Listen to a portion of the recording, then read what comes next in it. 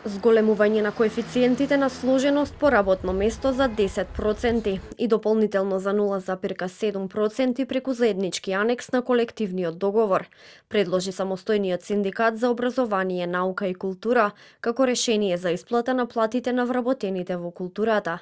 Председателот на СОНК Јаким Неделков рече дека за проблемот кој произлегува од недореченоста или лошото толкување на општиот колективен договор, со кој платите во јавниот сектор во 2023 година пораснаа за 10% и во 2024 година за 0,7%, потребни се системски промени.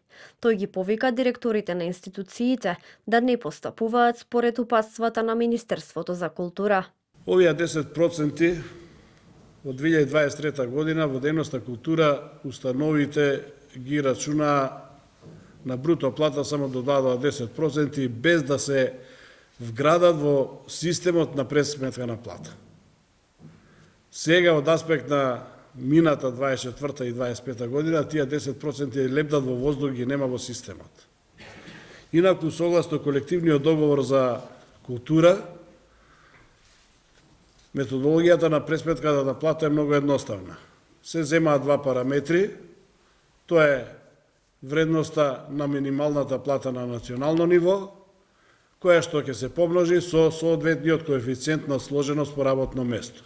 Председателката на Синдикатот на културата Вера Атанасовска за телевизија 24 рече дека предлогот на СОНК, за разлика од тој на Министерството за култура, е во согласност со колективните договори и доколку платите се пресметуваат на таков начин, вработените во култура ќе ја добијат целосната сума. Според неа, по исплаќањето на мартовските плати, синдикатот и Министерството ќе седнат на заедничка маса за да најдат решение. Со предлогот кој што го дава СОНК, се добива истиот на крај производ, дали ќе биде со зголемени коефициенти или ваквиот начин како што се тераше до сега, ќе се добие на крајот истиот продукт. А додека на стоките кои што се дадени од страна на Министерството за култура, се добива некој процент помала вредност на платата. Доколку не се постигне договор со култура, СОНК не ја исклучи и можноста за штрајк. Неделков очекува и средба со министерот за култура Зоран Љутков.